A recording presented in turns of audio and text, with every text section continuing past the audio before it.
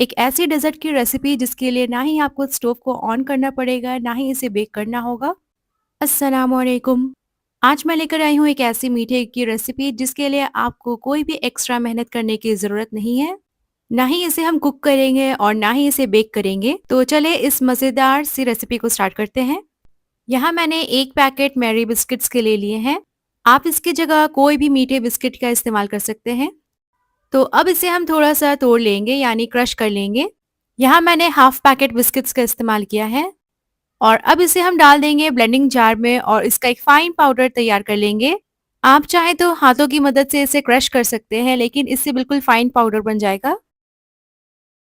तो यहाँ मैंने इसका पाउडर बना लिया है और अब इस ब्लेंडिंग जार में हम डालेंगे कुछ स्पेशल इंग्रेडिएंट्स। चॉप किए हुए नट्स लिए हैं मैंने काजू, बादाम, पिस्ता और इसे हम शामिल कर देंगे ब्लेंडिंग जार में। थोड़ा-सा मैंने बचा लिया है गार्निशिंग के लिए।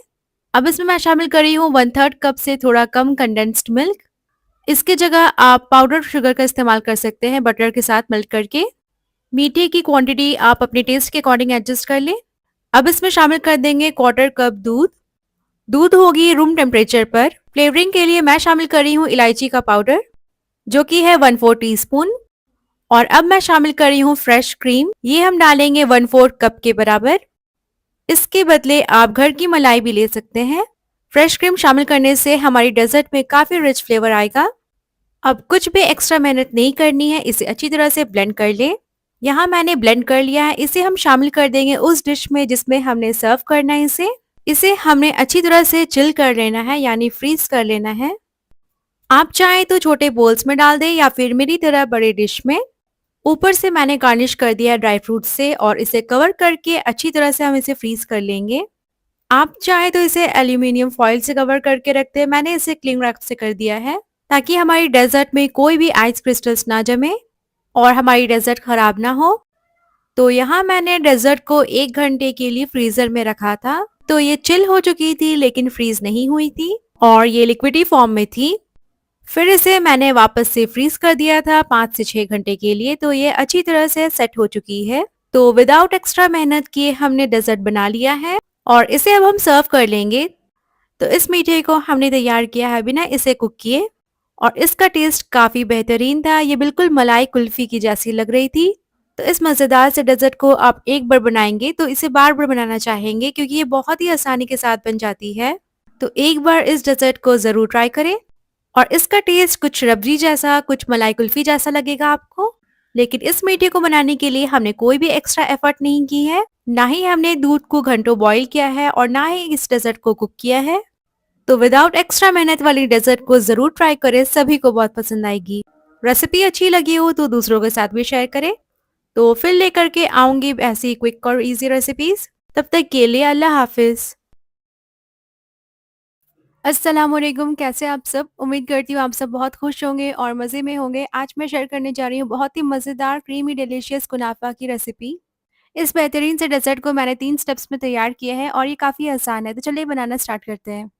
तो सबसे पहले एक कुकिंग पॉट या पैन ले लें, उसमें 1 कप दूध शामिल कर दें और इसके साथ ही हमने 2 टीस्पून ले लेना है कॉर्नफ्लावर और उसे दूध में अच्छी तरह से पहले मिक्स कर लेना है, फिर फ्लेम को ऑन कर दें। तो हल्के हाथों से अच्छी तरह से मिक्स करते जाएँ जब तक कि ये जो कॉर्नफ्लोर जो है वो मिल्क में अच्छी तरह से डिज़ॉल्व हो जाए। और अच्छी तरह से ये जब मिक्स हो जाएगी तो उसके बाद फ्लेम को हमने ऑन कर देना है और कॉर्नफ्लावर को अच्छी तरह से मिल्क में पका लेना है।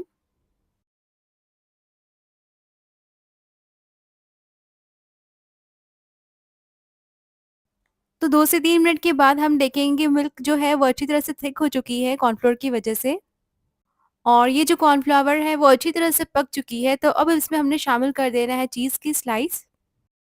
मैंने यहाँ पर प्रोसेस्ड चीज़ का यूज़ किया है, आप चाहे तो मोज़रेला का भी इस्तेमाल कर सकते हैं या फिर जो चीज़ क्यूब्स आते हैं उसे इस्तेमाल कर लें।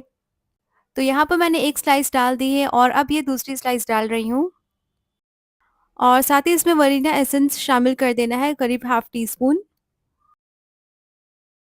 और यहाँ पर मैंने वनीला एसेंस शामिल कर दिया है। अब तमाम चीज़ों को अच्छी तरह से मिक्स कर दें ताकि जो चीज़ है वो अच्छी तरह से इसमें मेल्ट हो जाए मिल्क में। और गैस की फ्लेम जो है उसे बिल्कुल लो रखें ताकि कोई भी चीज़ें बर्न ना हो। और 1 से 2 मिनट में ही जो चीज़ है वो अच्छी तरह से इसमें मेल्ट हो गई है। तो अब हमने फ्लेम को ऑफ कर देना है। लास्ट में हमने शामिल कर देना है करीब 2 टेबलस्पून क्रीम। मैंने यहाँ पर फ्रेश क्रीम का इस्तेमाल किया है, आप चाहें तो मिल्क में जो मलाई होती है वो ले लें और मिल्क में अच्छी तरह से इसे भी मिक्स कर दें। तो यहाँ पर हमारी जो फिलिंग है वो रेडी हो चुकी है। अब इसे हमने थोड़ी देर के लिए कूल डाउन कर लेना है। इसके बाद नेक्स्ट स्टेप में हमने प्रिपेयर कर लेना है शुगर सिरप। तो मैंने यहाँ पर हाफ कप चीनी का इस्तेमाल किया है और साथ ही इसमें डाल दूंगी 1 कप पानी। तो यहाँ पर मैंने पानी शामिल कर दिया है। इसके बाद मैं यहाँ पर डाल रही हूँ 1 टीस्पून केवड़ा वाटर। अगर ये अवेलेबल नहीं है तो आप रोज़ एसेंस का भी इस्तेमाल कर सकते हैं। चीनी और पानी को हमने तब तक पका लेना है जब तक चीनी जो है वो अच्छी तरह से डिज़ोल्व हो जाए। 3 से 4 मिनट में ये अच्छी तरह से डिज़ोल्व हो चुकी है और इसे भी हमने कूल कर लेना है। अब मैंने यहाँ पर बारीक वाली सेवइयाँ का इस्तेमाल किया है कुनाफा बनाने के लिए। आप चाहे तो कुनाफा डो है तो उसका इस्तेमाल कर सकते हैं, लेकिन कुनाफा डो ईज़िली अवेलेबल नहीं होती है। तो इसीलिए मैंने सेवइयों का इस्तेमाल किया है। पहले इसे क्रश कर लेना है अच्छी तरह से हाथों की मदद से।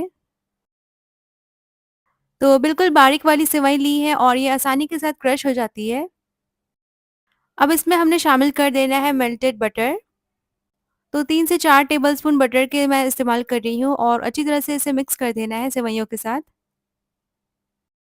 तो बटर नहीं है तो आप घी का भी इस्तेमाल कर सकते हैं और ये हो गई मिक्स हमारी सेवइयों के साथ बटर। अब यहाँ पर मैंने सर्विंग डिश ले लिया है, उसमें सबसे पहले फर्स्ट लेयर लगाएँगे सेवइयों की। तो हमने उतनी पोर्शन ले लेनी है जितनी डिश अच्छी तरह से कवर हो जाए और एक अच्छी सी लेयर बन जाए इसकी।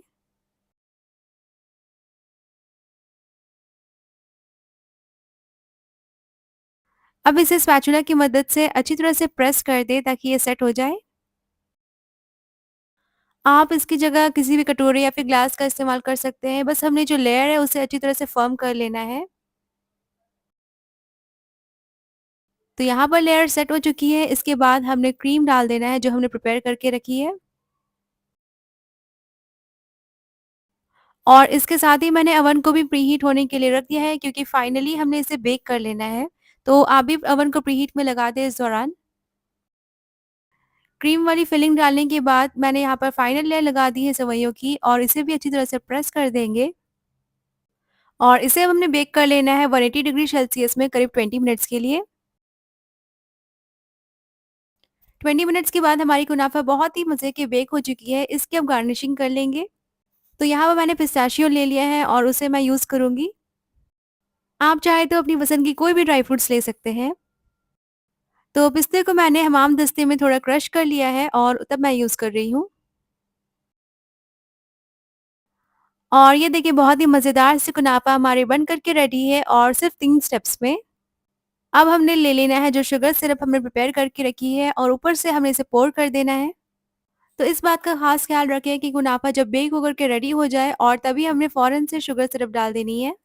शुगर सिरप की जो टेम्परेचर होगी वो रूम टेम्परेचर में होनी चाहिए और जो कुनाफा की होनी चाहिए वो बिल्कुल हॉट होनी चाहिए, यानी बेक हुई और फ़ौरन हमने डाल देनी है।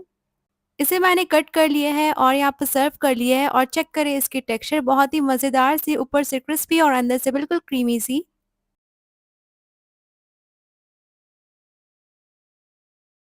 ज़रूर से इस रेसिपी को किसी भी फेस्टिव सीज़न पे या फिर दावतों पे ट्राई करें और मुझसे शेयर करें अपनी फीडबैक। मैंने जब इसे प्रिपेयर किया है तो सभी को ये काफ़ी पसंद आई थी और उम्मीद करती हूँ आपको भी ये रेसिपी काफ़ी अच्छी लगी होगी। फिर मिलूँगी इंशाल्लाह बहुत जल्द एक नई रेसिपी के साथ, तब तक के लिए टेक केयर, अल्लाह हाफ़िज़।